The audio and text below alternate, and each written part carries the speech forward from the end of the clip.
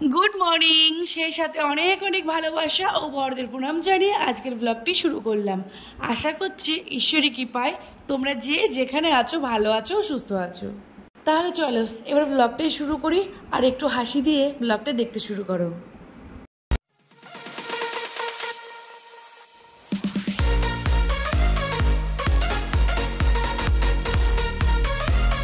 প্রতিদিনের মতো আজকে সকালটাও খুব দেরিতে ঘুম থেকে ওঠা হয়েছে। আর প্রতিদিনের মতো আরও একটা কমন কথা বলছি, গলার অবস্থা একদম ভালো না, একটু কষ্ট করে অ্যাডজাস্ট করে নিও। খুব চেষ্টা করছি ঠিক করতে, কোনোভাবেই ঠিক হচ্ছে না, কিন্তু আর কদিন বসে থাকবো বলো। এই তো বেলা করে উঠেছি, রান্নাঘরে একটু চাপ তো আছেই, কিন্তু আজকে ভেবেছি আগে ভালো লাগে না, বুঝলে, ভালো লাগে না। এক গাদা ঘরে যদি এখানে ওখানে জামা কাপড় ছড়িয়ে থাকে, ঘর নোংরা থাকে, তাহলে কি মনে হয় বলো তো, কত কাজ কত কাজ কত কাজ, কখন শেষ হবে। আজ আবার বাড়িতে অতিথি আসারও কথা আছে, কিন্তু সঠিকভাবে এখনও খবরটা পাইনি, মানে নিচতলায় এখনও যাইনি, তো গেলে খবরটা পাবো। আমি আগে ওপরটা কমপ্লিট করি, তারপরে নিচে যাব।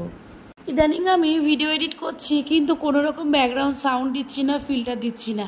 আসলে কি বলো তো, আমি না ইউটিউবে তো কাজ করি না, এই সবে নতুন শুরু করেছি ইউটিউব, তাই ইউটিউব সম্পর্কে অত রকম জ্ঞান আমার মধ্যে নেই। আমি পার্সোনালি ফেসবুকে কাজ করি, তাই একটু এর কাছ থেকে শুনতে পেয়েছি যে ইউটিউবে অরিজিনাল কন্টেন্ট দিতে হবে, তাই এখন আর ব্যাকগ্রাউন্ড সাউন্ড ফিল্টার দিচ্ছি না। কি বলো তো, সেই রকম তো ভিউজ উঠছে না, তাতে অবশ্য আমার সমস্যা নেই। আমার ভিডিও করার মেন উদ্দেশ্যই হলো এই যে সুন্দর সুন্দর মুহূর্তগুলো, এইগুলো তো আমার কাছে রয়ে যাচ্ছে, এটাই আমার সবথেকে বড় পাওয়া।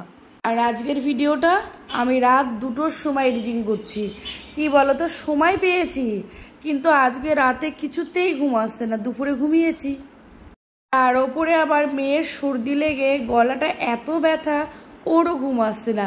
ওকে একটু গরম জল করে দিলাম, তার আগে অবশ্যই শুয়েছিলাম, ওই বললো একটু গরম জল খাবো, ঘুমটা একটু ভেঙে গেল, মানে একটু চোখ লেগেছিল। তারপরে ভাবছি না আর ঘুমোবো না, বাকি কাজগুলো করে নিই। আর তোমরা তো দেখতেই পাচ্ছ রাত জাগি আর সকালটা কিভাবে শুরু হয়, দেরিতেই শুরু হয় সকালটা আমার। যখন নিচতলায় থাকতাম আর মেয়েকে প্রতিদিন স্কুলে নিয়ে যেতাম, সেদিন খুব সকাল সকালে ঘুম থেকে ওঠা হতো। আর এখন তো গাড়ি করে দিয়েছি, তাই স্কুলে নিয়ে যাওয়ার কোনো চাপ নেই, এই কারণে অলসও হয়েছি। আবার একটু ভিডিও শিডিও করি, কিন্তু জানো তো ভিডিও শিডিও একটু বেশিই করা হয়ে যাচ্ছে, এবার একটু সরেই আসবো এখান থেকে। ইদানিং 2-1 সময় অনুভব হয় জানো তো, মানে ফোন ঘাঁটতে ঘাঁটতে আমি নিজেও যেন একটা যন্ত্র হয়ে যাচ্ছি, মেয়েকে সময় দিতে পারছি না, হাজব্যান্ডকে সময় দিতে পারছি না। তাই ভাবছি এই মুহূর্তগুলো কিন্তু আর জীবনে পাবো না, তাই একটু ফোন থেকে একটু বেরিয়ে আসার চেষ্টা করছি। তাই বলে যে এখানে কাজ করছি কাজ করবো না তা না, আসলে কি বলতো, এটাকেই মেন দিচ্ছি না, এটা এত গুরুত্ব দিচ্ছি না যে জীবনের আগে ভিডিও দিতে হবে তারপর অন্য কিছু না, এটা এখন একটু পাল্টাবো স্বভাবটা। আর এই যে দেখলে তো সকালে কাজকর্ম সব হয়ে গেল, আর আজকে সাউন্ড দিতে গিয়ে আমি খুব নার্ভাস হয়ে যাচ্ছি। আর এখন যাচ্ছি পুজোর বাসন মাজতে, পুজোর বাসনগুলো ওপরে পরিষ্কার করে রোদে দিয়ে আসলাম, দিয়ে এসে আগে একটু চাউমিন মানে অর্ধেক করে রেখেছিলাম, চট জলদি এবার চাউমিনটা করে নেব, মা মেয়ে দুজনে খাবো। আর একটু বেশি করলাম, কি বলতো, আমার আবার না ভাত খেতে খুব একটা ভালো লাগে না, খিদে লাগলে আমি একটু চাউমিন খেয়ে নেবো। চাউমিনটা করতে করতেই দেখলাম রান্নাঘর দিয়ে ওয়েদারটা একটু পরিবর্তন, সাথে সাথে ছাদে চলে গেলাম। আমার না মানে মেঘ বৃষ্টি ভীষণ ভালো লাগে, ওয়েদার পরিবর্তন দেখে আর থাকতে পারলাম না, ক্যামেরাটা নিয়ে গেলাম, সাথে মেয়েও চলে গেল, মেয়ে আমাকে আজকে ক্যামেরা করে দিয়েছে। আসলে কি বলতো, বদ্ধ ঘরে থাকি তো, একটু ঝড় বৃষ্টি আসলে ওপরে যখন হাওয়া দেয়, চারিপাশের প্রকৃতিটা দেখতে আমার খুব ভালো লাগে। এমনিতেই আমার বাড়ির চারিপাশে প্রচুর গাছ আছে এখন, এমনি খুব ভালো লাগে।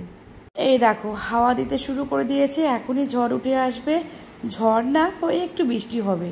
তারপর নিচে চলে আসলাম, নিচে চলে এসে রান্না বসিয়েছি। আর এখন খবর পেলাম যে পিঙ্কির আত্মীয় চলে এসেছে। হ্যাঁ, পিঙ্কিটাকে পরিচয়টা দিয়ে দিই, পিঙ্কি হচ্ছে আমার যা, কেননা দেখা গেল আজকে নতুন কেউ আমার ব্লগটা দেখছো, সে তো পিঙ্কিকে চিনবে না, আর যারা কন্টিনিউ দেখো তারা চিনে গেছো, ঠিক না বলো। তারপরে আবার তোমাদের দাদা আসলো, আর সোনাইকে ওপরে খেতে দিয়ে পিঙ্কি ডাকলো, আমি একটু নিচে আসলাম, একটু হাতে হাতে সাহায্য করব। ভিডিওটা কিন্তু 2 দিন আগে শ্যুট করা হয়েছে, ঠিক সময় আপলোড দিতে পারিনি গো, তার জন্য সরি। যেই দিন এসেছিল সেই দিনটা ছিল একাদশীর দিন, তো দুপুরে তারা তো আর অন্ন খাবেন না, তাই আমরা লুচি আলুর দম মানে আমরা বলতে পিঙ্কি সব করেছে, আমি একটু শুধু বলতো অতি সামান্য সাহায্য করলে সেটা আবার উচ্চকণ্ঠে বলতে লজ্জা লাগে, তাই বলতে পারি আমি একটু পিঙ্কির পাশেই ছিলাম। সেই মুহূর্তে খিদে খিদে পেয়েছে, তখনই সুস্মিতার মা ডাকলো, গেলাম, তারপরে মিষ্টি ধরিয়ে দিল। কেন মিষ্টি? ওদের ছাদ ঢালাই হয়েছে তাই মিষ্টি। আর আমি পেয়ে দিয়েছিল 6 পিস, 4 পিস দেখলে তো 2 পিস আমি একটু খেয়ে, কিন্তু আমি 2 পিস খাইনি, কিন্তু আমার মেয়ে 1 পিস খেয়েছে, আমি 1 পিস খেয়েছি। তারপরে এই দেখো পরিচয় করি, এই হচ্ছে আমাদের গেস্ট। আমি ঠিকঠাক করে ক্যামেরায় তুললাম না, যেহেতু সকলে ক্যামেরায় আসতে ইন্টারেস্ট না, এই কারণে আমি পারমিশন না ছাড়া তুলেছি, তো তাই একটু অল্পই তুলেছি। তুই কি করেছিস সেটা আগে বল। আমি বললাম আমাকে দে, আমি তোকে দিয়ে দেব, আর তো দিলও না তখন। আচ্ছা তোমরা তো দুটোই ভাই বোন, একটু ভাগ করে খেলো না। ভাগ করে তখনও করেছে। এই তুই শোন এখানে আয়। তারপরে তো দেখতেও পেলে শুনতেও পেলে আমাদের বাড়ি 2 বিচ্ছুর ঝামেলা লেগেছে, সেই কথোপকথন। তারপরে ওরা খাওয়া দাওয়ার পরে একটু ওপরে আসলো, আমারও খাওয়া দাওয়া হয়ে গেছিলো, ওই 3:30-র মধ্যে খাওয়া দাওয়া কমপ্লিট হয়েছিল। তারপরে আমরা নিজেরাই একটু গল্প করছিলাম। ও তোমাদের তো বলাই হয়নি, এটা কে? এটা হচ্ছে পিঙ্কির ছোটবেলার বান্ধবী, ওদের বাড়ির পাশে বাড়ি। ভালো লাগে বুঝলে, বাড়িতে কেউ আসলে, সত্যি বলছি, মন থেকে বলছি, আমাদের বাড়িতে সেরকম একটা আত্মীয় স্বজনের চাপ নেই, কিন্তু যখন কেউ আসে তখন খুব ভালো লাগে। হ্যাঁ, অনুষ্ঠান হলে সকলেই আসে। ভিডিওটা ঠিক করে শ্যুট করতে পারলাম না, ওই কি বলতো, ওপরতলা নিচতলা করে থাকলে কি আর সম্ভব হয় বলো? এখন যার যার সংসার হয়ে গেছে। তারপরে অনেক দিন আগেকার সিন দিয়ে ভিডিওটা শেষ করলাম। ভালো থেকো তোমরা।